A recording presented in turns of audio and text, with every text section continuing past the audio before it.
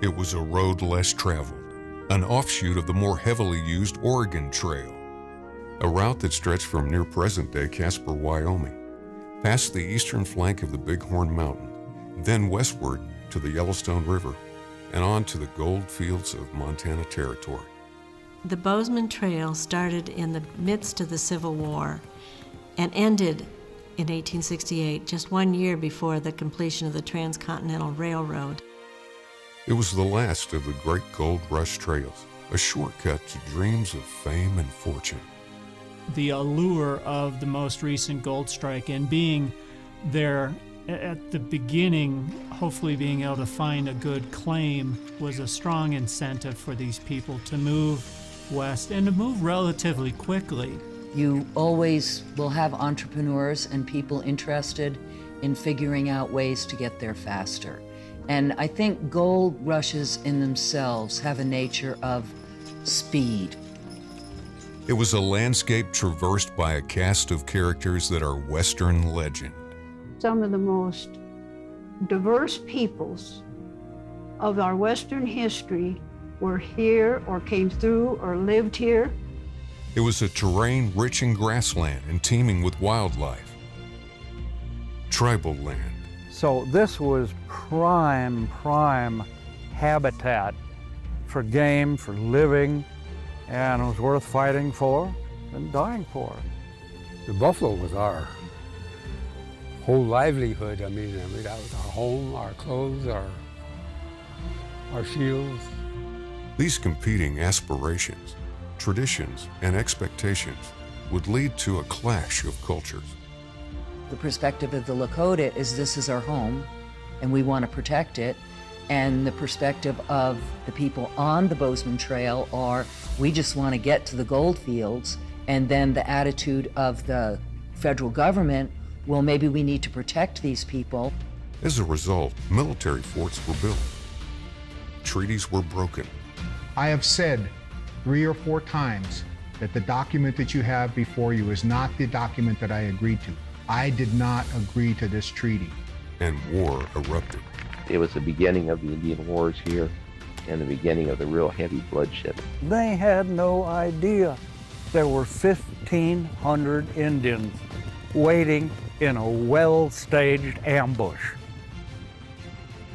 There's multiple year-long investigations from the Army and from Congress and from the Office of Indian Affairs trying to figure out what happened. It was the beginning, for some, of a bright new future. And for others, the end of a traditional way of life. This road less traveled, this rush to the gold fields of Montana and the Indian wars that followed, is the story of the Bozeman Trail.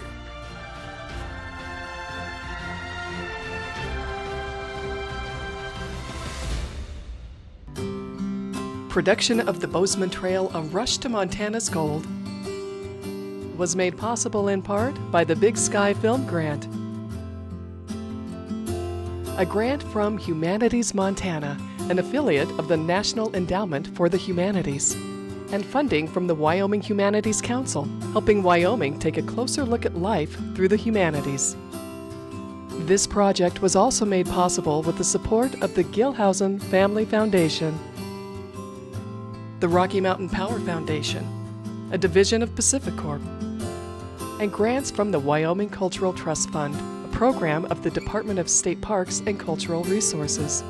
The Greater Montana Foundation, encouraging communication on issues, trends, and values of importance to Montanans. And the Wyoming Community Foundation, connecting people who care with causes that matter to build a better Wyoming. On a warm July day in 1862, John White leads a ragtag group of Colorado prospectors up a creek teeming with grasshoppers in the vast Idaho Territory. The Lewis and Clark expedition had named the waterway Willard Creek more than 50 years earlier. Cursing the hordes of insects, they rename it Grasshopper Creek. But curses soon turn to jubilation, washing the creek-bed gravels in their tin pans. They immediately see color, pay dirt. News of the strike and outrageous rumors travel fast. People say you can pull up some sagebrush, shake out the roots, and collect a pan's worth of gold. By fall, more than 400 fortune seekers descend on the place now called Bannock. Among them is a tall 26-year-old Georgian named John Bozeman. John Merriam Bozeman had left his wife and 3 small children in Pickens County, Georgia, 2 years earlier. Unable to strike it rich at the Pikes Peak gold rush, he journeyed further west. It was not uncommon for the head of a family to leave the family and go west to seek opportunity with the goal of ultimately relocating, either coming back with wealth to the family back east or having the whole family eventually relocate. But Bozeman would never see his family again. Bannock quickly becomes the epitome of a Wild West mining boomtown, a volatile mix of rough, dirty work, free-flowing liquor, guns, gambling, and lawlessness. I don't know how many deaths have occurred this winter, but that there have not been twice as many is entirely owing to the fact that drunken men do not shoot well. Emily Meredith. By January 1863, bitter temperatures and 30 inches of snow blanket the fledgling gold fields, and all mining comes to a standstill. As John Bozeman huddles close to the fire, he lays out an idea for a shortcut to the gold fields. A bulky mountain man sitting across from him listens intently. Bozeman envisions a new route that will help gold-seeking immigrants reach the mines faster than by taking the longer Oregon Trail, then northward past Fort Hall. Bozeman believes immigrants will pay hard cash to be led up this golden trail. Certainly, it has to be more lucrative than their unproductive claims and the numbing drudgery of placer mining. John Jacobs slowly nods his head in agreement. They will start out as soon as the snows begin to diminish in the spring. 1,500 miles away, at a Union Army prisoner of war camp in Indiana, Henry B.B. Carrington stacks the paperwork at his desk. As the Civil War rages on, the Army colonel calculates his next move up the military hierarchy once this awful carnage is over. Opportunities look ripe for advancement in the western frontier. In a teepee on the western plains, a Lakota warrior bites off a piece of pemmican and slowly chews, deep in thought. Red Cloud worries about more white-skinned people rolling across the land again when the spring grasses begin to grow. He remembers the damage that they had done in previous years and prays the Great Spirit will keep out the invaders, heal the land, and favor his people with abundant buffalo. In time, the plans, thoughts, and prayers of these 3 men will intersect, and the consequences of their actions will have surprising outcomes. Over the next 5 years, one of these men will fall into disgrace. Another will reign triumphant. The third will be dead. And this part of the American West will change forever. In the spring of 1863, as John Bozeman and John Jacobs set out east on their journey to discover a new route to the gold fields, another trail-worn group of prospectors head west towards Bannock. Among them are Bill Fairweather and Henry Edgar. They have been traveling for nearly 3 months, and after many mishaps and no luck in their search for gold, just want to get back to some form of civilization. Camping alongside a small alder-choked stream some 60 miles east of Bannock, Bill Fairweather shovels some dirt into Edgar's pan and says, "Now go wash that pan and see if you can get enough to buy some tobacco when we get to town." Edgar's eyes widen as he looks at the bottom of his pan. The contents shimmer back at him as in a dream. Returning to Bannock a few days later, the group try their best to keep their discovery secret, but their gold doesn't look like Grasshopper Creek gold. After filing their claims, huge numbers of miners follow them back to their site. Soon a string of 9 mining camps erupt along Alder Gulch. It becomes known as 14 Mile City, with Virginia City being the largest. We're at the Discovery Monument. This is the spot, the exact spot where Fairweather discovered gold in May 26, 1863. This find of gold at Alder Gulch has been claimed by some to be the richest that was ever found in the world. Regarding the size and value of the gold found in such a small space. As the find at Alder Gulch unfolded, Bozeman and Jacobs were struggling to find a pathway. Indians approached them, took most of their supplies, took their horses, left them with nothing, basically. Jacobs and Bozeman kept going south and finally made it to the Platte Road. They stumbled into Deer Creek Station at the end of May, half-starved and exhausted.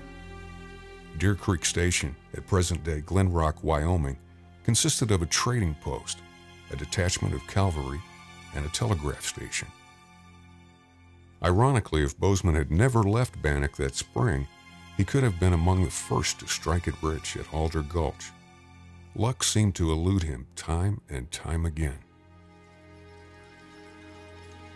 After recuperating, Bozeman and Jacobs by mid-June of 1863 were recruiting wagons along the Oregon Trail, persuading them to take this new shorter route to the gold fields, claiming it would shave hundreds of miles off the trip. Some of us are thinking of taking this new cutoff to Bannock City.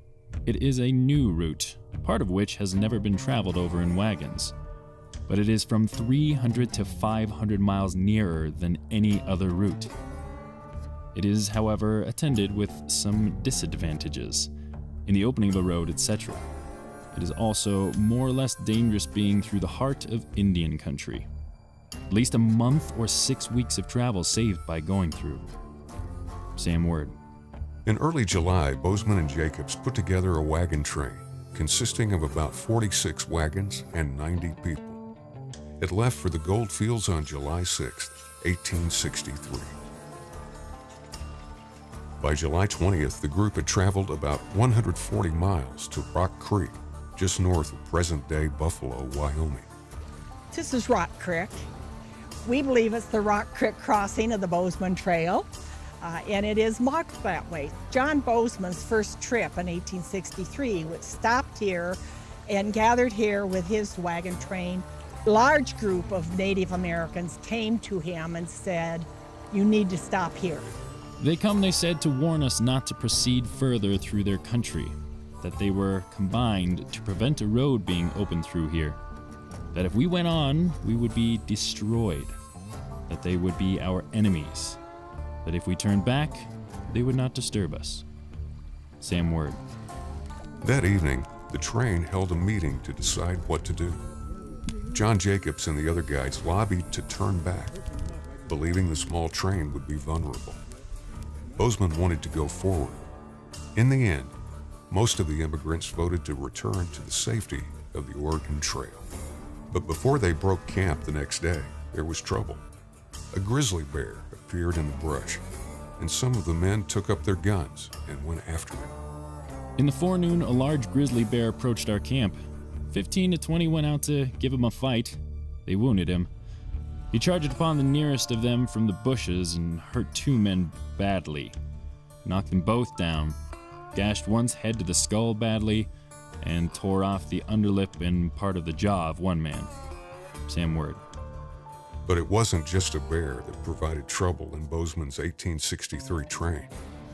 2 of the immigrants were challenging the morality of a few of the women in the group. There being a couple in the train who, according to some of the matrons, should long since have been in wedlock's bonds.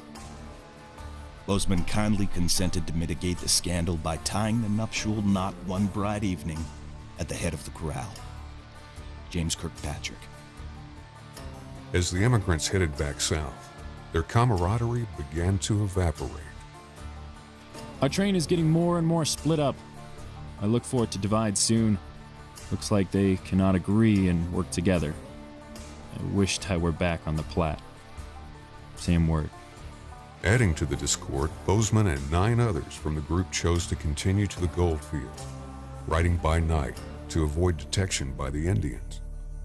Instead of skirting the flank of the mountains, they traveled through the rugged bighorns to further conceal themselves. Along the way, they lost a pack horse and much of their provisions. After 21 arduous days, half starving, they finally reached a mountain pass overlooking a fertile valley. The weary travelers were so happy to have made it out alive, they named it Bozeman Pass and rode triumphant into the Gallatin Valley. The rest of the wagon train took a circuitous route southwest back to the Oregon Trail, emerging near Red Buttes, Wyoming.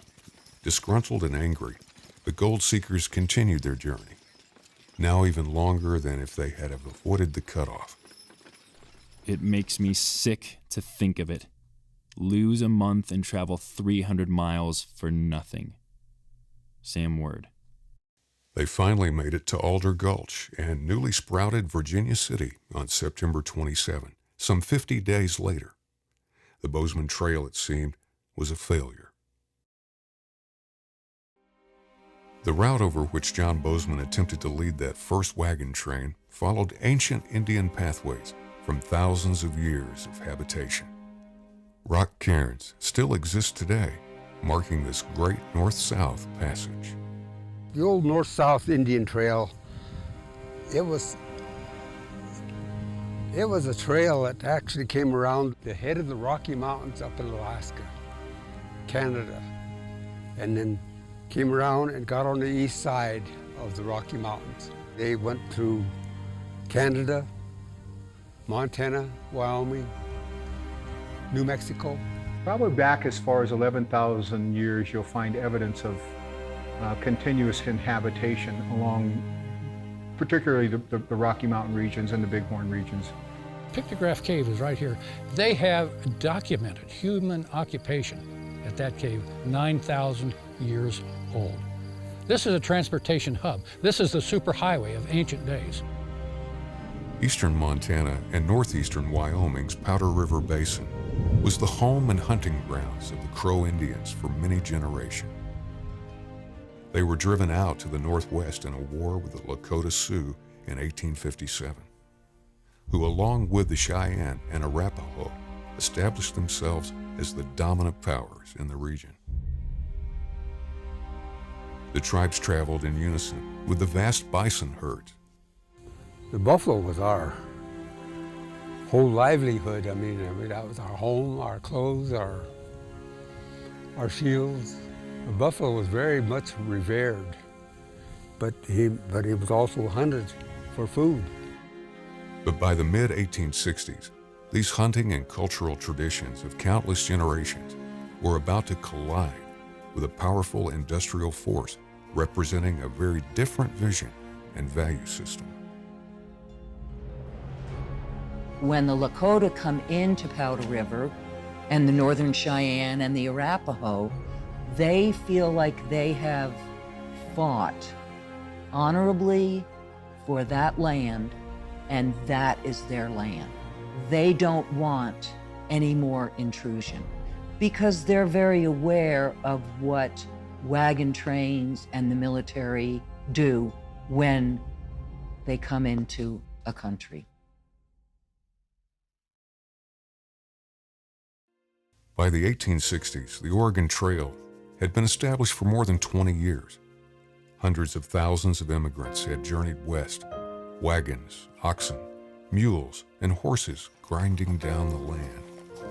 The lush grasses grazed down to stubble. Rivers and streams fouled and trampled. Trees and shrubs cut and stripped for fires. The once abundant game hunted for food and sometimes left to rot just for sport. On several occasions, our wagons had to stop in order for the buffalo to pass. Their low rumbling tramp and peculiar bellowing could be heard at a distance as the advance of a herd approached. This afforded sport for the hunters, who slew them in abundance, more than we actually needed. No wonder the Indian opposed any encroachment of whites into this great game country. His by right of discovery. The buffalo supplied all his wants. Mary Foreman Kelly. The Indians just saw the natural animal population really deteriorating, the poisoning of water holes, the bringing of dysentery, typhoid diseases. The perspective of the Lakota is this is our home and we want to protect it. And the perspective of the people on the Bozeman Trail are we just want to get to the gold fields. And then the attitude of the federal government, well, maybe we need to protect these people. This volatile mix of competing motives would come to a head during the next 5 years in the Powder River country. The Bozeman Trail became the epicenter of a cultural clash that reverberated through the entire region. A flashpoint that set the stage for direct conflict, resulting in startling victories and crushing defeats.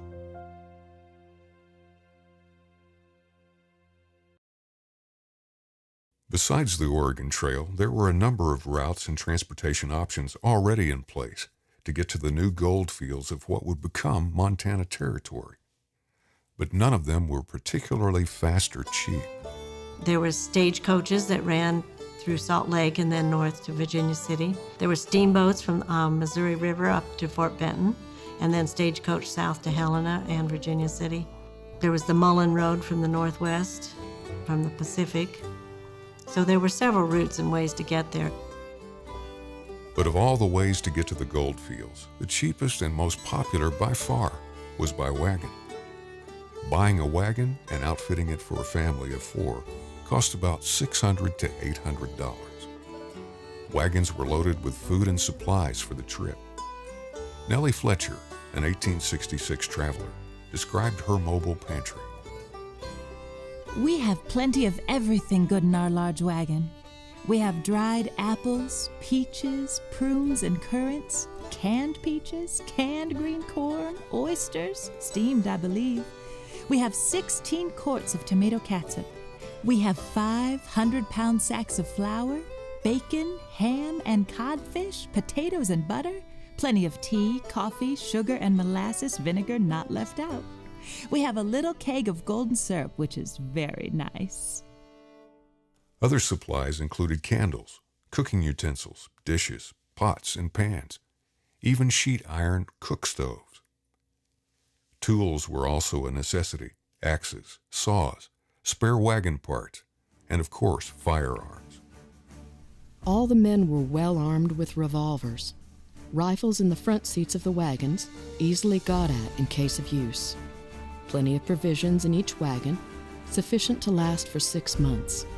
Water kegs and some extra jugs, some of which I was told contained snake bite medicine. I made no further inquiry or investigation. Mary Foreman Kelly. In the spring of 1864, undaunted by the previous year's failure, John Bozeman readied for another attempt along his shortcut trail. He set out from Richard's Bridge, near present-day Evansville, Wyoming, on June 18, 1864. But his train of about 80 wagons wasn't the first. Prospector Allen Hurlbut, claiming to have knowledge of secret gold fields, left 2 days earlier with an even larger train of 124 wagons. Abraham Voorhees, a farmer from Michigan, was one of the travelers who believed in Hurlbut's golden promises. Hurlbut is a man of considerable experience as an explorer and ex-prospector, having been several times over the mountains and being familiar with the gold region. Famed guide, trapper, and mountain man Jim Bridger was also in the wagon train to the goldfields business. By the 1860s, Bridger had been roaming the Rocky Mountain region for more than 40 years. He was among the first white men to see the wonders of Yellowstone and the Great Salt Lake, and his tall tales of their marvels were laughed at by fellow trappers. Friendly with many tribes, he spoke several Native American dialects and took Indian wives who bore him children. He knew every inch of the Intermountain West and carried a mental map of it in his head. Later, he drew that map on an animal skin that was copied onto paper by an Army officer. Jim Bridger had mapped 5 states with about 4-degree accuracy, with no instruments, no training, from what the professionals later surveyed. Bridger departed for the goldfields on May 20th with about 100 wagons from a point west of Red Butte, blazing a trail to Virginia City on the other side of the Bighorn Mountains. Bridger's is much more popular, probably from the fact that Bridger is an old and well-known mountaineer, having spent his whole life among the mountains and the Indians and having the reputation of being a reliable man. Franklin Kirkcaldy. While not quite a race, these shortcuts to the Montana goldfields were in full swing that spring and summer of 1864. On July 2nd, Bozeman caught up with the Hurlbut train, which had stopped to prospect for gold. He had been following the path blazed by Hurlbut for some time, and now, as he passed, he was on his own to discover the best way forward. Bozeman's trained within 6 miles of us and passed by. A good many are wanting to go on, and others want to stay and prospect. Meanwhile, Bridger's train was struggling through difficult terrain. Feed and water were most fearfully scarce that we crossed what was almost a desert 70 miles in width, on which we had a tight pinch to get grass for our stock. Howard Stanfield. On the other side of the Bighorns, Bozeman's wagon train grew even larger at the Bighorn River, with some of Captain Hurlbut's train joining. An estimated 150 wagons now comprise the train.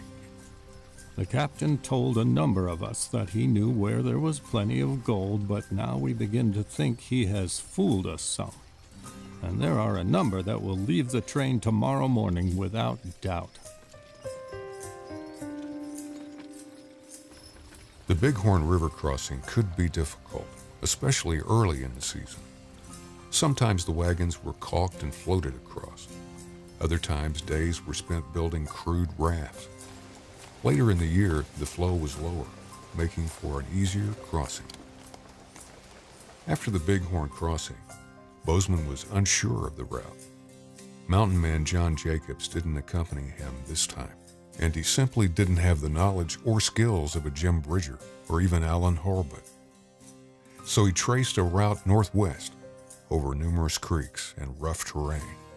We're just about halfway between the town of Pryor and Fort Smith, Montana. Right in here is where Bozeman got lost. He lost track of it, and then he went off over here towards Billings. He wandered around for 2 or 3 days over here. Bozeman finally made it to some bluffs above the Yellowstone River, across from present-day Billings, Montana. But he couldn't get his wagon train down to the river. Right now, I'm standing above the Yellowstone River in what we call the South Hills. It's really rough country. Bozeman was over on what we now call Pryor Creek, and they took the 11-mile trip over the top of this hilly country. The diarists were remarking a lot about this country. They said, this is the roughest country we think a wagon train can go through. It's this country behind me. It's tough, tough. We have been following Bozeman's road, and here he took a wrong course and went out of his way for nearly 15 miles over the worst kind of roads. While Bozeman was struggling on the east side of the Bighorns, Bridger finally led his train out of the arid west side environment and into lusher country. Now the immigrants had plenty of water and grass for their stock, plus fish and game to supplement their diet. The boys fetch into camp from 6 to 10 antelope a day, caught a lot of trout, have got a half barrel salted down. It would surprise the nation to see the amount of trout brought into camp every day. William Haskell. Over the next few weeks, the Bridger train crossed the Bighorn, Graybull, Shoshone, and Clark's Fork rivers before emerging close to the Yellowstone near present-day Joliet, Montana. At night, Bridger regaled his fellow travelers with tall tales of his adventures in the Rocky Mountains. One of his favorites was about the time he was chased for miles by 100 Cheyenne warriors. He made a wrong turn and found himself in a box canyon with no escape. As the Indians bore down on him, Bridger would pause his story. Finally, his listeners could not contain themselves. What happened next, they would ask. He'd look at them with a sparkle in his eye and reply, "Well, they killed me." The situation was not so jovial in the Hurlbut expedition. There is not much good feeling towards the captain at this time. His conduct towards the company has been in the highest degree censurable, and he has few, if any, friends among those who at first so readily listened to and so imperfectly believed his stories and golden promises that he will probably never lead another train through the mountains. Bozeman, meanwhile, was trying to figure out where to go next to cross the Yellowstone. He finally encountered Bridger's Trail from a few weeks earlier at Rock Creek Crossing. Now all he had to do was follow Bridger's tracks onward to the Yellowstone. But there were still more obstacles to overcome. One was Sanborn Hill. He ended up on the top of this hill with a whole wagon train. And that hill is as steep as a cow's face. You know what they did? They planted a post in the ground, and they got all their ropes together, and they hand let those wagons down one at a time, led the horses down on this hill here. Bozeman finally descended to the south side of the Yellowstone River and followed it west, where he reached Bridger's Crossing, a diagonal ford across the river, nearly a half a mile long. While Bozeman crossed the Yellowstone, the remaining members of Hurlbut's train elected Abraham Voorhees as their new captain. They then continued following Bozeman's trail, leaving Hurlbut behind. But another problem soon erupted. Just as we were eating our breakfast, the Indians, about 20 or 25 of them, were seen among the horses that were a mile away from the camp. Men with their rifles were after them, horses running in every direction, trying to get to camp, and some were lucky enough to reach it. One mule came in with an arrow sticking in its side, while 6 horses and 6 mules were driven off by them before our men could get near to them. There were a good many shots fired at them, but none were killed. On the north side of the Yellowstone, first Bridger, then Bozeman headed west until they reached the Shields River, northeast of present-day Livingston, Montana. Here, Bridger turned north and followed the Shields River before turning south again alongside today's Bridger Mountains and into the Gallatin Valley. Bozeman left Bridger's route at the Shields and headed west to the pass that was named for him the year before. From there, he descended into the Gallatin Valley and then took existing roads to Virginia City, arriving at the end of July. The portion of Hurlbut's train, now commanded by Abraham Voorhees, arrived in Virginia City around August 10th. His view of the mining enterprise there was cynical. Not one miner of 1,000 gets rich. The trader and speculator and those who have money to work upon profit by the excitement. As the people in the former Hurlbut wagon train dispersed, Voorhees sold his oxen, said his goodbyes, and within a week booked passage back home with another wagon. His 4-month, 1,700-mile journey to the goldfields seemed to be little more than a sightseeing adventure. With his earlier start and more westward route, Bridger beat everyone, arriving in early July. He would lead yet another train in the fall and again in subsequent years. Yet, since Bozeman's train was the first to arrive by traveling along the east side of the Bighorn Mountains, the shortcut to Virginia City bears his name to this day. After guiding his wagon train to Virginia City, Bozeman turned around and traveled 60 miles northeast to settle. He arrived at a fledgling community at the east end of the Gallatin Valley. It was inhabited by Daniel Rouse, William Beale, and William Alderson, among others. On August 9, 1864, these men began the process of formally organizing a town. They named it after their friend, Bozeman, Montana.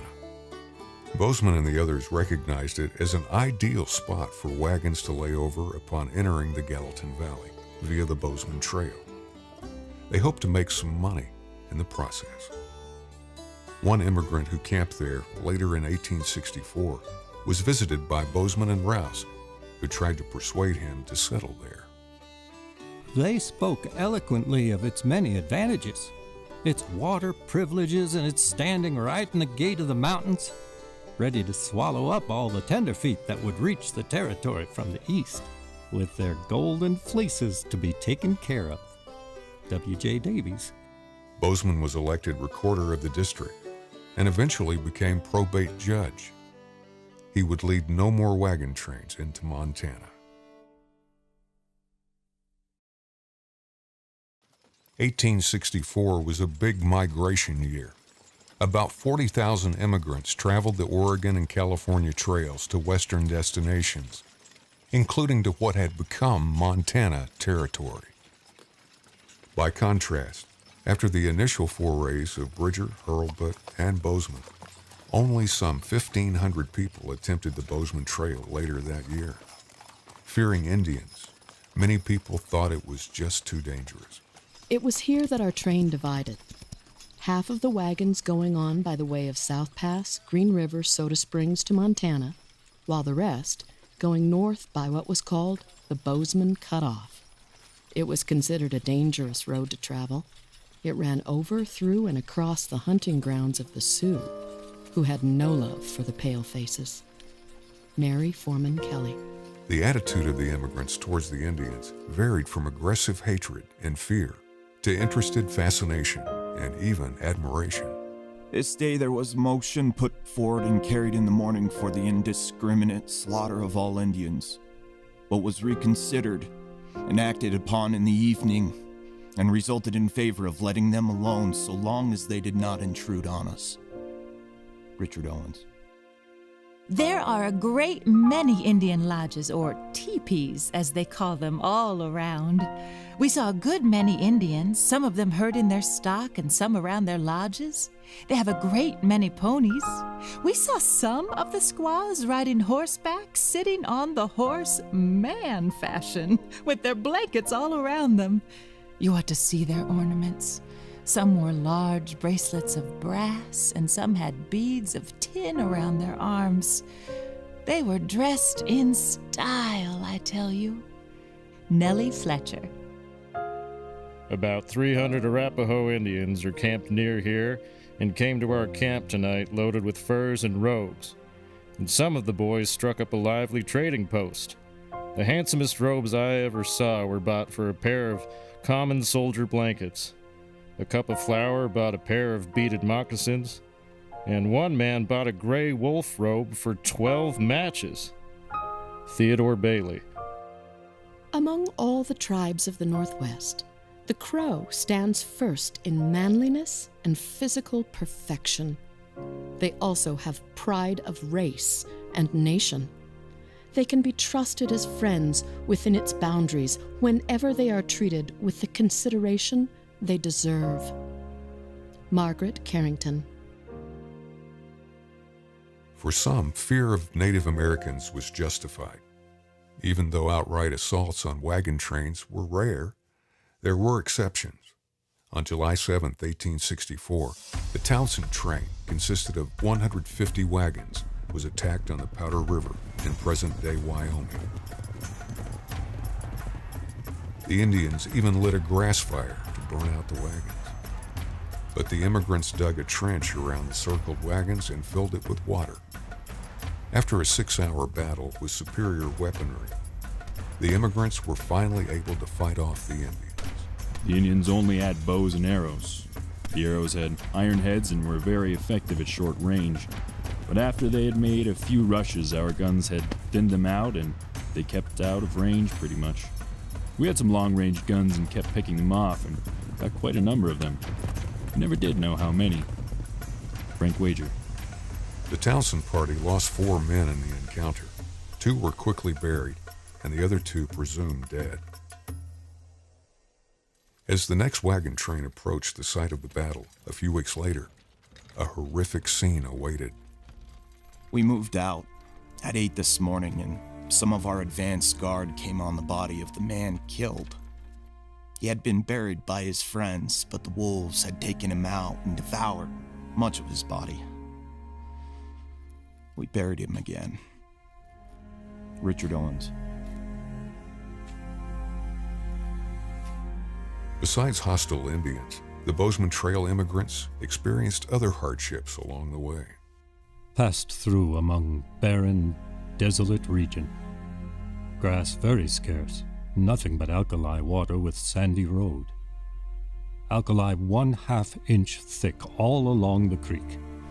And our only chance for water is to dig through it for water so strongly impregnated with soda to be fit for baking bread. John Hackney. I shall never forget this camp as the breeding grounds of the mosquito. Dense swarms of these pests attacked us here, making life almost unbearable. The children, the greatest sufferers, swollen hands and faces from the effects of bites. The cattle, restless, difficult to keep together at night especially. Smudges had to be made to keep off the mosquitoes. Mary Foreman Kelly. Yet all was not misery, misfortune, and social discord. The land and its abundance, its unique vegetation and wildlife, captured the imagination and curiosity of the immigrants. The country now changed from a dry, waterless plain to well-watered steppes, beautiful hills where there grew the buffalo and grama grasses. Along the banks of the mountain brooks, we gathered the wild strawberry and raspberry. Caught many a fine mess of trout. Mary Foreman Kelly. Went fishing and caught 30 pounds of fish. Some weighed 2 pounds. 2 men of our party caught 25 pounds. John Hackney. Prairie dog villages are scattered thickly. Lyman shot one a few days ago. They belong to the marmot species, and as near as I can describe, they are about halfway between the common gray-ground squirrel and the American groundhog or woodchuck. Perry Burgess. By the time the 1864 travel season was over, thousands of people had made it to the Montana goldfields via the Bridger and Bozeman trails, mostly without incident from the Native American presence. These shortcuts to the mines were beginning to pan out. Then, in the fall of 1864, an event occurred that would soon impact travel on the Bozeman Trail.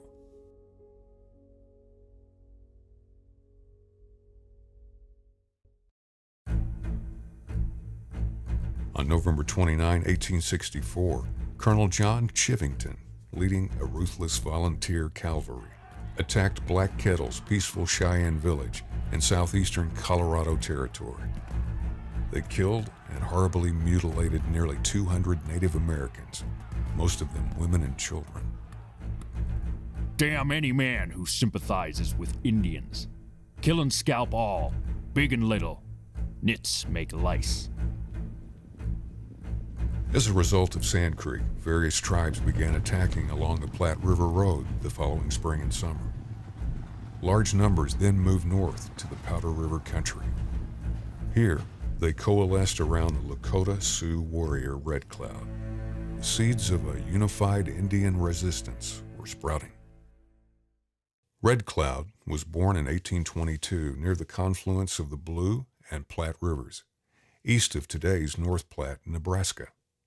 His father was killed when Red Cloud was young, and he was brought up by his uncle, Chief Old Smoke. As a young man, he demonstrated his fearlessness, his ruthlessness, and leadership during wars against the Pawnee, Crow, and other tribes. In one battle, he saved a Ute warrior from a river drowning, only to drag him on shore, then kill and scalp him. When he was just 19, he killed one of his uncle's rivals, Bull Bear. By 1864, he had been in more than 80 battles. His growing reputation as a military strategist, negotiator, and orator elevated him even more in Lakota society. Red Cloud, he managed to unite quite a few of the Lakota bands together, and also to bring in Cheyenne and some of the Arapaho. Without his force of personality and his vision, I don't think the Indian opposition would be near as strong as it was.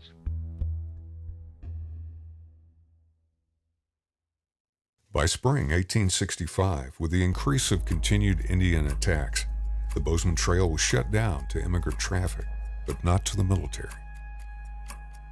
Now that the Civil War had ended, the U.S. government increased its forces along western trails, including the Bozeman Trail. Major General Grenville Dodge had orders for Brigadier General Patrick Connor. Settle the Indian troubles this season. Make vigorous war upon the Indians and punish them so that they will be forced to keep the peace. In August of 1865, Connor did just that with 2,400 troops of the Powder River Expedition. Connor himself comes up Bozeman Trail. He was ordered to establish a fort, so he establishes what's first Fort Connor, and then becomes Fort Reno later that fall in 1865 down on Powder River, and that's the first of the Bozeman Trail forts. And so that's supposed to be a permanent thing right here in the heart of the Indian country to keep them under control. And then he goes off hunting for Indians. He's led by quite a few famous scouts, and Jim Bridger again being the most famous of them. Connor and his soldiers marched north. As they approached the Tongue River, Bridger saw smoke rising in the distance and alerted Connor to Indians. They attacked a peaceful northern Arapaho village of about 500 early in the morning of August 29th, burning the lodges and winter provisions. Many of the warriors were absent, off on a raid against the Crow. At least 60 Arapaho were killed, many of them women and children. I think, when you look at Connor attacking that Arapaho camp, who was led by Medicine Man, the Arapahos were not necessarily ready to go to war until after that. That just galvanized them and said, we've got to join this movement. If we don't join this, we're going to continue to see these atrocities. It was the beginning of the Indian Wars here and the beginning of the real heavy bloodshed along the Bozeman Trail.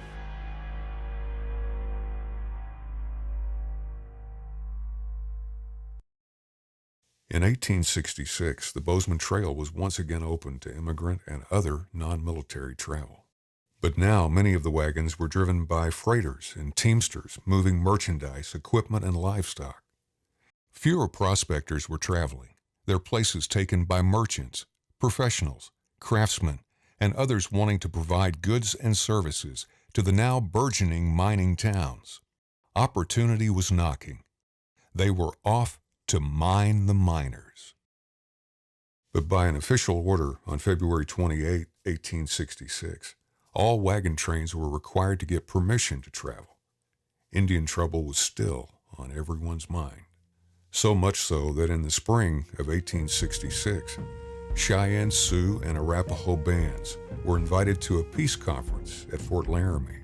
Nearly 2,000 showed up. The peace commissioners were certain a deal allowing safe passage on the Bozeman Trail could be reached. Red Cloud was one of many influential leaders in attendance. He too was optimistic an agreement could be attained. But the peace commissioners and the U.S. military were not on the same page. He'd made up his mind that he wasn't going to fight anymore, that he really did want to try to secure a peace. And no sooner than they sat down, and then the scouts come in and say there's a column of soldiers coming up the river. It was the U.S. 18th Infantry led by Colonel Henry Carrington. He had orders to re-garrison Fort Reno and build 2 more forts along the Bozeman Trail to help protect wagon trains and establish a military presence in the region. Red Cloud was furious. He picked up and he left. And said he would never sign a treaty with the United States government. Abruptly leaving the Fort Laramie treaty negotiations, Sioux, Cheyenne, and Arapaho tribes later gathered at Red Cloud's encampment. At the annual Sundance ceremony, they vowed to fight against white incursion. Carrington headed north with 700 soldiers, 300 civilians, and 226 wagons filled with tons of supplies and equipment to stock and build forts along the Bozeman Trail. Most of the troops were raw recruits, unskilled in Indian warfare. They were mostly armed with outdated single-shot muzzle-loading muskets. Carrington himself was an odd choice as a commander in hostile Indian country. but he had connections within the military and the government and was a good engineer and manager. Colonel Carrington was from a very well-to-do family, an aristocratic family. Carrington, during the Civil War, was pretty much a desk officer. So he had no combat experience, and that was one of the big raps on him by some of the men who were veterans of the Civil War when he was ordered to build forts up here in this country. Carrington proceeded to come north, and they, at Fort Reno, they rebuilt on that and re-garrisoned it, and then went up to Fort Phil Kearny. They built that, and then in that August of 1866, another 2 companies of troops went up and built Fort C.F. Smith, which is 90 miles north of Fort Phil Kearny. When the military started building forts in this area, that was kind of like the last straw for them. And you know, the combination of Sand Creek and the aftermath of that just heightened the need to try to keep these people out of our land, keep them out of our territory. Once the military committed to building 3 forts on the Bozeman Trail, the Lakota and the Northern Cheyenne and the Arapaho, they saw that as occupation. They saw that as humiliation. By midsummer, war parties of Sioux, Northern Cheyenne, and Northern Arapaho were camped in the valleys of the Tongue and Rosebud Rivers. Among the warriors were a young Crazy Horse, American Horse, and Red Cloud, who spoke out against the military. Hear ye, Dakotas! When the Great Father at Washington asked for a path through our hunting grounds, we were told that they wished merely to pass through. Our old chiefs thought to show their goodwill, promising to protect the wayfarers. Yet before the ashes of the council fire are cold, the Great Father is building his forts among us. His presence here is an insult to the spirits of our ancestors. Dakotas, I am for war. Fort Phil Kearny was the largest of the 3 Bozeman Trail forts. It was located near Piney Creek, about halfway between present-day Sheridan and Buffalo, Wyoming.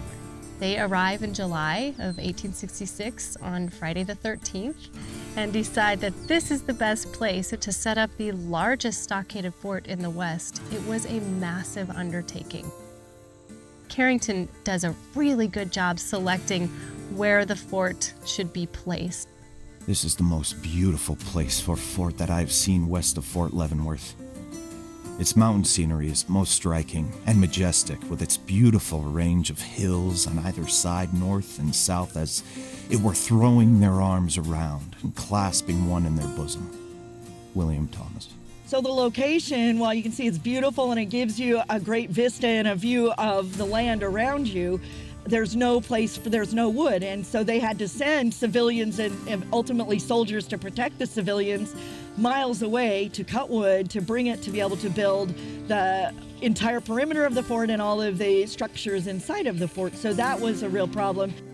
45 wagon boxes go out every day, 45 full past them, 540 mules just to service the wood train.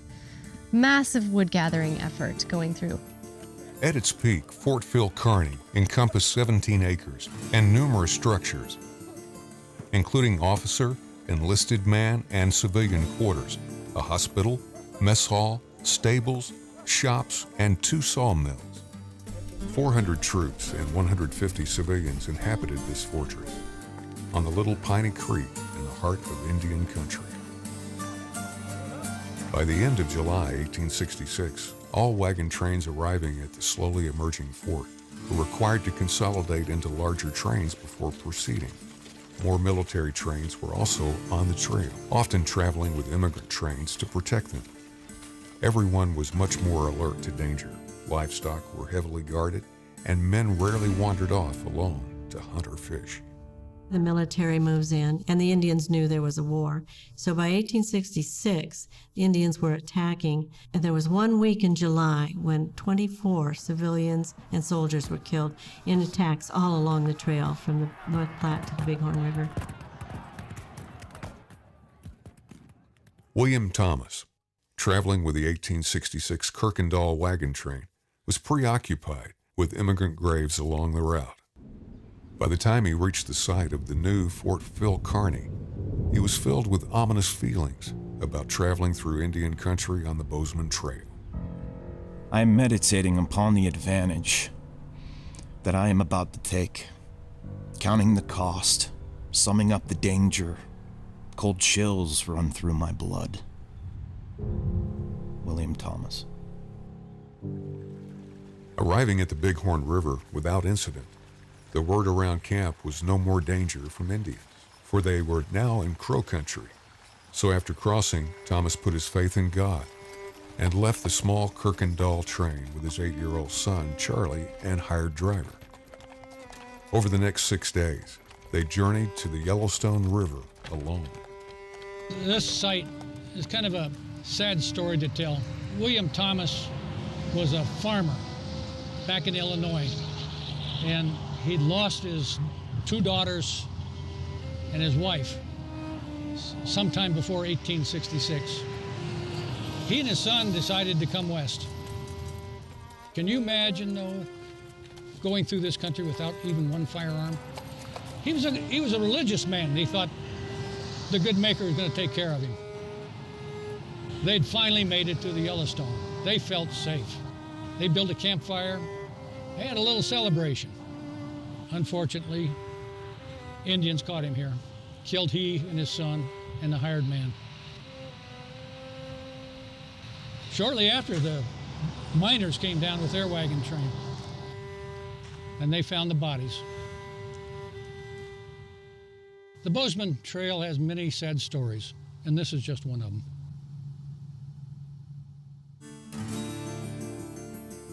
Perhaps the most daring group to use the Bozeman Trail in 1866 was its last. Nelson Story, a mule packer, had struck it rich at Alder Gulch.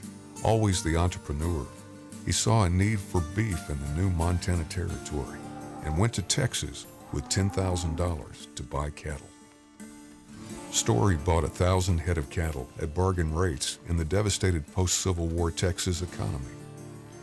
Then, along with 25 hired hands, he drove them up through Oklahoma, Kansas, Nebraska, Colorado, and over to Wyoming and the Bozeman Trail. Along the way, his outfit was attacked by Indians on the Dry Fork of the Powder River. 2 of his men were injured, 1 died, and about 30 head of cattle were stolen. After leaving the injured at Fort Reno, Story and his men tracked down and killed the Indians and recovered the cattle. He shot the place up pretty good, and that was something that years later he felt a little upset about it, but it turns out that's probably the best thing he could have ever done. It's probably saved the life of his entire crew. Story arrived at Fort Phil Kearny in October 1866 without further incident, but was ironically delayed by military order because of anticipated Indian trouble. After 2 weeks, he finally had enough. In the dead of the night, he left the fort and continued his cattle drive up the Bozeman Trail, fending off 2 more Indian attacks along the way.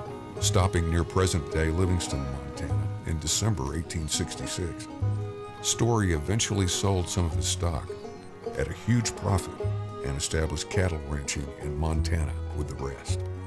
Sets up a cow camp between Livingston and Bozeman, and started running cows into Paradise Valley because it was actually pretty good weather down that way.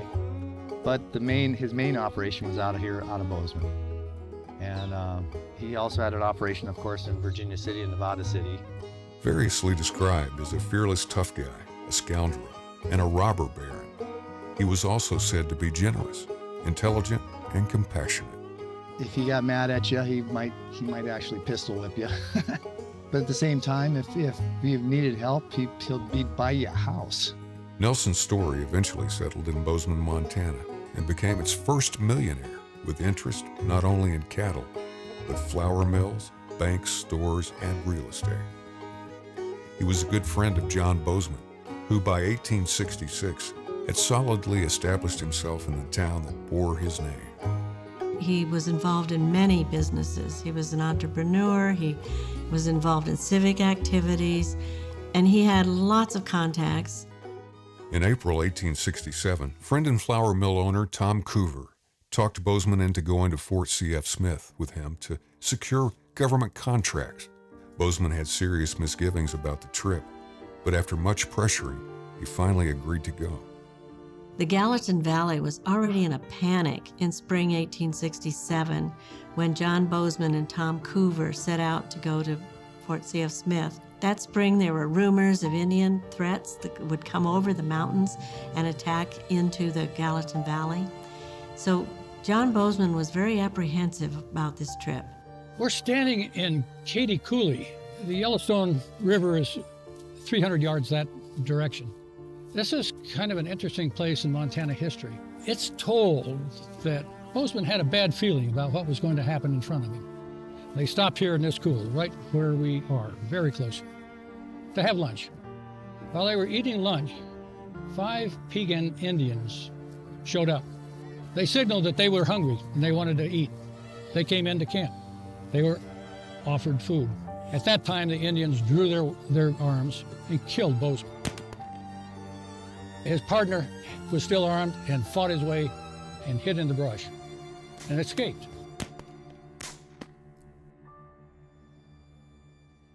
Upon hearing of Bozeman's death, Nelson Story sent one of his men to the scene of the crime to look around.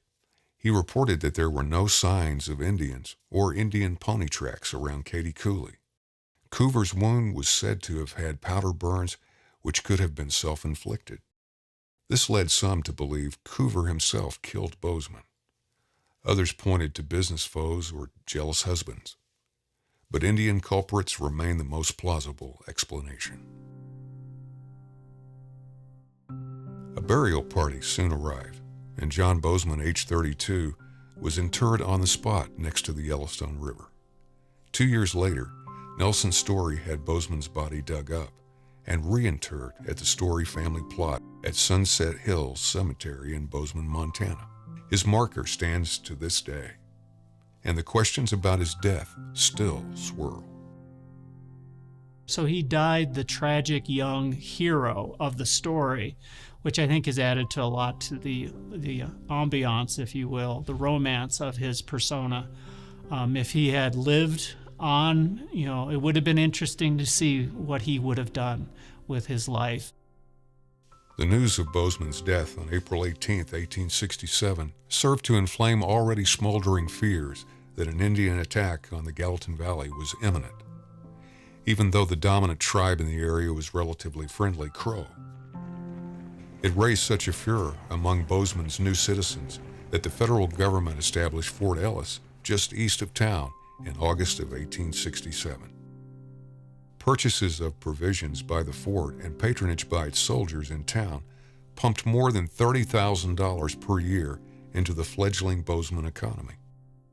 That's nearly $500,000 in today's currency. Without Fort Ellis, the town of Bozeman might not have survived its formative years. As the travel season of 1866 ended, Red Cloud's coalition of tribes increasingly attacked areas around the forts that autumn. They occurred on an almost daily basis. They began this kind of a slow bleeding process. You'd see Indians around the hills every day. You'd send out wood-cutting parties to go cut the wood. The Indians, and they would clash in the woods. You would send out parties to take out stock to graze them. The Indians would attack and capture what stock they could. So it just was continual hit-and-run tactics, and those would continue really throughout the fall. Although they knew that these forts had been built, some of them would be impenetrable, but they knew that they could attack the supply wagons and they could continue to harass anybody who was coming into the region, and that was basically the plan. And that's what led basically to the Fetterman fight. It was also the result of the wagon box fight later on, the need for wood.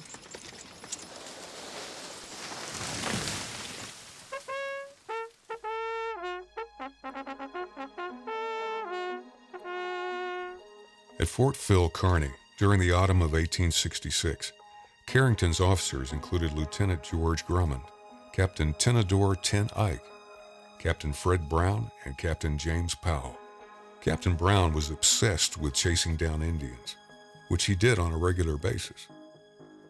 Powell was a grizzled veteran who worked his way up through the ranks. He suffered from lead poisoning with musket balls still in his body from the Civil War.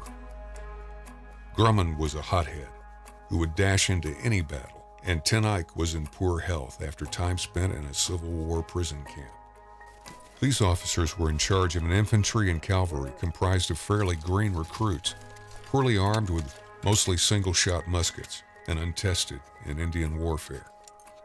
Even the officers, good soldiers during the Civil War, were unprepared for the guerrilla tactics of the Sioux Alliance in the unfamiliar and unforgiving landscape of the Powder River country. But they were soon joined by one more. Captain William J. Fetterman was a rising star in the military. A decorated Civil War officer, he was in line for a promotion, possibly the new commander of Fort Phil Kearny or Fort C.F. Smith. They were thrilled when Fetterman showed up at the fort because that was the moment when they knew that they could start to professionalize militarily. He was such a high-ranking officer, had such great administration and leadership skills from the war that they knew that he would be able to come in and bring some discipline to what they felt was the disorder of having to build rather than protect, which is what they were going to have to be ready to do. On December 21st, they sent out a wood train. It was the last wood train they were going to send out for the season. On this particular day, Red Cloud's coalition would attempt to decoy the military over Lodge Trail Ridge and down into the draws and gullies below. There, 1,500 warriors lay hidden, ready to spring the trap. The Indians knew the terrain very well, and they knew where they could hide and the soldiers wouldn't see them. The signal came from up on the signal hill that wood train was under assault. And so a relief column was put together, and they took so many from various companies, mostly a lot of them from Fetterman's personal company. And then Fetterman, by right of seniority, wanted the captainship. Under cloudy skies and fairly mild temperatures, Fetterman and 49 infantry moved out that winter solstice day to support the wood train. They were overtaken shortly by 27 cavalry riders, led by Grumman and Brown. Two civilians, Wheatley and Fisher, accompanied the cavalry, eager to try out their new Henry 16-shot repeating rifles. The cavalry carried 7-shot Spencer repeating carbines. Fetterman's soldiers were armed only with obsolete Springfield muzzleloaders. Before Fetterman left, Carrington supposedly gave orders not to cross Lodge Trail Ridge because the rest of the company wouldn't be able to support such a move. So Fetterman comes out with his 80 men, Fetterman and Grumman and Brown. All of a sudden, once they got out of the fort here and came around to the front, they could see the signalman on Pilot Hill saying, "Wood train's not under attack anymore. It's safe." Fetterman was a Civil War veteran, and whenever there were changing battle scenarios, that changed the orders, and you didn't have time to go get permission. He was too good an officer to just disobey orders because he didn't like his commanding officer, or because he was arrogant and a fire eater like he's been portrayed. He was not like that. Crazy Horse, American Horse, and a handful of others attempted to lure the soldiers over the ridge. Red Cloud may have been watching the plan unfold from a high vantage point nearby. Fetterman does go over the ridge. Grumman and the cavalry went over first. And so he hears what's happening over the ridge, likely knew that there was activity, great activity happening over the ridge. And in my opinion, he went over the ridge to relieve Grumman and the cavalrymen who were ahead. They had no idea there were 1,500 Indians waiting in a well-staged ambush.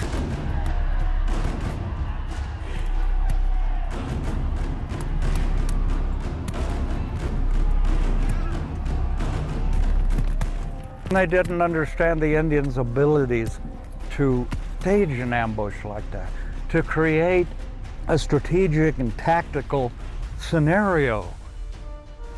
Hearing gunfire back at the fort, a relief column of infantry led by Tenador Ten Eyck was quickly organized. They marched to a ridge south of the battle to get a view of the conflict. It started to died down. Time that Ten Eyck reached the ridge above to look down, all he saw was Indians, and what they said looked like white logs, which were the bodies, stripped bodies. So it was over very quick, and a very complete victory. All 81 men were wiped out and their bodies mutilated in a perfectly executed attack. Brown had a bullet through his temple, possibly self-inflicted, or perhaps a mercy killing by Fetterman. American Horse claimed to have personally killed Fetterman. The bodies were mutilated because of spiritual beliefs that a maimed enemy would be weaker when met again in the afterlife. Only Adolph Metzger, the bugler, was left intact and covered reverently with a buffalo robe. The Indians later claimed that he was honored for his extreme bravery during the battle, in the end even using his bugle as a weapon to defend himself. This was the most successful strategic plan that any of the Plains Indians had ever pulled off.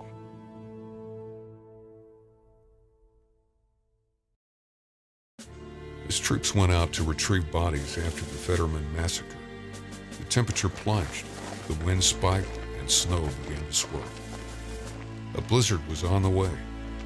Back at the fort, it was feared that the stockade itself might be assailed by the Indians. So a plan was made should an attack occur. The remaining soldiers would defend the fort, while women and children would be sent to the ammunition magazine for safety.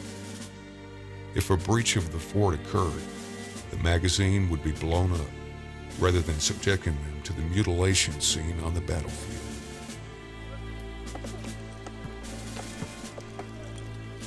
Listening to the carpenters making coffins for the soldiers while it's sub-zero, and just the abject misery and not hearing, because they don't have telegraph, not knowing whether anybody even knows what their situation is. I can't imagine the tension and stress of the people who remained in the fort. Under these dire circumstances, Carrington asked for civilian volunteers to ride with news of the massacre and plea for reinforcements. John Portuguese Phillips stepped forward, and later that evening of December 21st, began a journey to the Horseshoe Station Telegraph, near present-day Glendo, Wyoming, about 190 miles away. Persevering bitterly cold temperatures and driving wind-blown snow, he arrived on Christmas morning and sent a message of the disaster to Fort Laramie. Phillips then continued another 40 miles to Fort Laramie, arriving late that night during a festive military ball. Due to the continuing foul weather, full reinforcements didn't depart until January 6th. But an attack on Fort Phil Kearny never happened. Phillips, near total collapse, recuperated in the post hospital for 2 weeks. His legendary ride lives on to this day.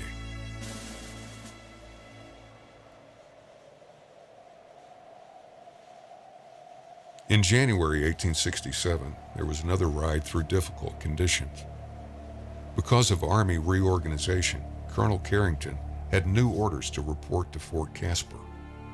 He was accompanied by his wife Margaret and a contingent of soldiers as they braved their way through snow, wind, and temperatures near 40 below. Colonel Carrington and all of his remaining men from his battalion have to march through this blizzard with their wives and spouses and families to get out of the Bozeman Trail area. Men lost their feet. The wives described this just agony of riding in these ambulances, freezing, trying to burn wood. In the aftermath of the massacre, Henry Carrington faced courts of inquiries, congressional hearings, and special commissions, all looking into what happened. There was false evidence and subterfuge from all quarters. There's multiple year-long investigations from the Army and from Congress and from the Office of Indian Affairs trying to figure out what happened. All of these studies started initially to point at Colonel Carrington and his weak leadership. Carrington defended himself by blaming Fetterman for disobeying orders not to cross Lodge Trail Ridge and portrayed him as generally reckless. Over the years, historians would amplify the story of an ambitious and reckless Fetterman. They would attribute an infamous quote to him: "With 80 men, I could ride through the entire Sioux Nation." But whether he ever uttered that phrase, or whether that famous order not to cross Lodge Trail Ridge ever reached Fetterman's ears, is still disputed to this day. General Ulysses S. Grant moved to court-martial Carrington, but at the suggestion of his friend, General William T. Sherman, a court of inquiry exonerated Carrington, and later an investigation by the Department of the Interior found no culpability. In 1908, Henry Carrington and his second wife, Frances, were honored in Sheridan, Wyoming. Carrington spoke at the Fetterman Massacre Site Memorial, still blaming Fetterman for the disaster. He died at the age of 88 in 1912. All along, he just felt like he was wrongfully blamed. He spent his entire adult life trying to clear his reputation. The result of the Fetterman Massacre, what the Indians called the Battle of the Hundred in the Hand, made immigrant travel impossible after 1866. The threat of attack was simply too great. For the next 2 years, the Bozeman Trail became a military road between the forts.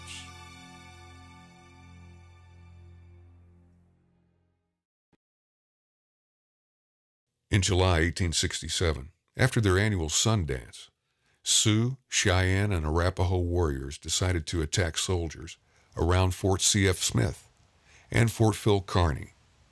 Red Cloud was again instrumental in the planning. The ensuing hayfield and wagon box fights took place just 1 day apart, August 1st and 2nd, 1867. In these fights, about 30 armed men, fighting from behind barricades, defended themselves against hundreds of Indians. Both engagements had the same outcome. In the wagon box fight near Fort Phil Kearny, Captain James Powell commanded just 30 soldiers against nearly 400 Sioux and Cheyenne warriors led by Red Cloud. The battle lasted over 8 hours until help arrived. The Indians made their initial charge, and their idea normally would have been to charge the corral, and at about 100, 150 yards, the Indians would kind of duck behind their horse. And that's when they expected the soldiers to shoot. And then the Indians would jump up and then put the gas on and jump the wagons and kill the soldiers inside the corral. The short, stout Indian bow was primarily used from horseback during buffalo hunts. Deadly at short range, these weapons were not very effective at a distance. The soldiers, instead of having muzzle loaders, now had breech loading, what was called Allen conversions. And all they had to do is pop up the breech, insert a new round in, and close the breech and shoot. So unlike the muzzle loader, which could fire about 2 rounds a minute, these could fire closer to like 10 rounds a minute. And that was a real shock to the warriors that were charging the corral, because they expected the soldiers to be delayed muzzle loading their rifles. And instead they fired again, and they fired again and again. And the Indians broke off their assault. The battle at the hayfield, the wagon box fight, and I think that in those engagements, the Lakota people went away in bewilderment. The wagon box and hayfield fights were the last major engagements of Red Cloud's war. The outcome of the battles discouraged native warriors from attempting additional large-scale attacks against government forces. And so, for the remainder of 1867, the Lakota and their allies concentrated on small-scale hit-and-run attacks along the Bozeman Trail. By 1868, with the completion of the railroad across southern Wyoming, the trail is no longer needed. It was built for a shortcut and a cheap way to get people from the Oregon Trail to Virginia City. But now they had a railroad that went clear across the United States, and they could go straight north from Brigham City, Utah, and it was a shorter route and an easier route to get into those gold fields. So they abandoned the Bozeman Trail. In the spring of 1868, a peace conference was convened at Fort Laramie by the U.S. government. Slowly, Cheyenne, Arapaho, and Sioux leaders filtered in. But there were problems. They really couldn't find any Indians to sign the treaty. Red Cloud said, I'll sign it once the forts are gone. I'll come in and sign it. That was his ultimatum. Close the Bozeman Trail, get rid of the forts, and then I'll sign your treaty. Finally, the United States government agreed. The Fort Laramie Treaty of 1868 called for the abandonment of all 3 Bozeman Trail forts, and the Bozeman Trail itself closed. The Indians quickly destroyed the abandoned forts, those symbols of U.S. military power. Their victory, they thought, was complete, but in reality, it was the beginning of the end. The way the treaty read was that all the land between Yellowstone River, North Platte River, the Bighorn Mountains, and the Black Hills would become unceded Indian territory where the Indians could live and hunt and continue their culture as it always had been, as long as the buffalo existed to support that style of living. That was a pretty good treaty from the sounds of it for the Indians, especially for, well, the Lakota and Cheyenne and Arapaho. The problem in the negative part of the treaty was that up until this point, the Lakota had not had agencies, Indian agencies or reservations, and the treaty created those. I think the Indians successfully made their point that we do not want any permanence in our country. And from their perspective, you bet they won. You bet they did. So in 1868, they think that they've closed the Bozeman Trail, they're rid of the forts, they thought they defended that land and had proved their point, and it was now theirs. This land along the Bozeman Trail area would become what they called unceded Indian land. And that means it's hunting land, they can use it, but it's not part of a reservation. It hasn't been given to the Indians. The Indians are being allowed to use it. For 8 years, from 1868 to 1876, there was this land was pretty much unceded. The legal thing was that they put in a clause that said that this was land that the Indians could move unopposed and use this land for hunting and living for so long as the game shall justify the chase. Well, by the mid-1870s, the buffalo were getting pretty well decimated, and so they basically declared that the game no longer justified the chase, and it's time to go to reservation. Red Cloud was still adamant about the changes in the treaty that he didn't agree to. I have said 3 or 4 times that the document that you have before you is not the document that I agreed to. I did not agree to this treaty. After his success in closing down the Bozeman Trail, Red Cloud became a spokesperson and advocate for his people, traveling to Washington, D.C. on numerous occasions. He would fight no more. Towards the end of his life, he saw the desperation of his people and spoke to President Grant. Now we are melting like snow on the hillside, while you are growing like spring grass. Red Cloud died on the Pine Ridge Reservation in South Dakota in 1909. He was 87 years old. He is revered to this day as a bold warrior, a superb military tactician, a gifted orator, and an esteemed statesman for his people.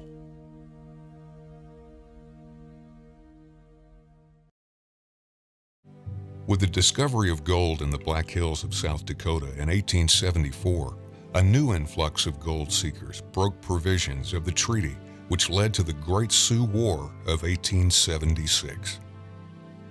The defeat of Custer at the Battle of the Little Bighorn was the final Indian victory. Soon afterwards, a reorganized and re-energized U.S. military with superior resources spread out over the land. They forced the Native Americans to surrender, primarily by attacking and destroying their encampments and property.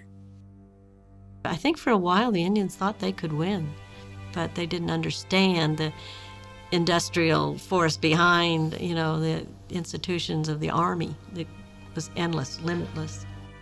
In just 15 years since the beginning of the Bozeman Trail, the traditional nomadic hunting culture of the Plains Indians was coming to an end. A culture that had thrived for 10,000 years was now about to change forever.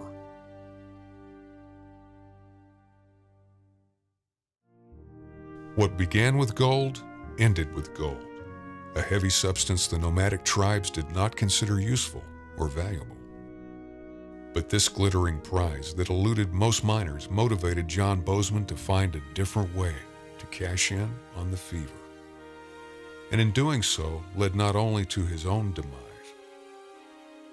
but a stunning Indian victory, the disgrace of a military colonel, and the ascendance of a Lakota warrior. In the end, this ancient travel corridor, rediscovered by John Bozeman and others, led to a diminished Indian presence, a surge in Euro-American population, and the emergence of 2 new states. Eventually, this road less traveled gave rise to towns and cities, roads and highways, reservations and public lands that have shaped this part of the American West to this day.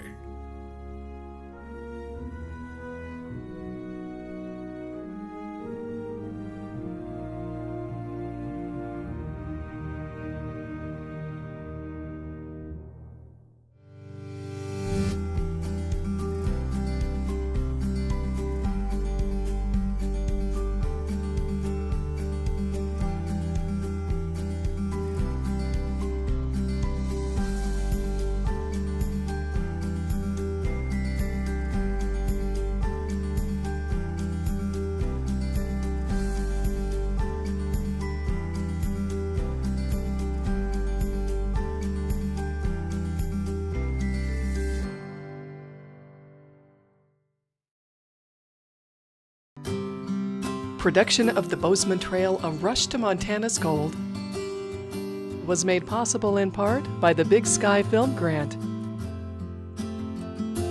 a grant from Humanities Montana, an affiliate of the National Endowment for the Humanities, and funding from the Wyoming Humanities Council, helping Wyoming take a closer look at life through the humanities.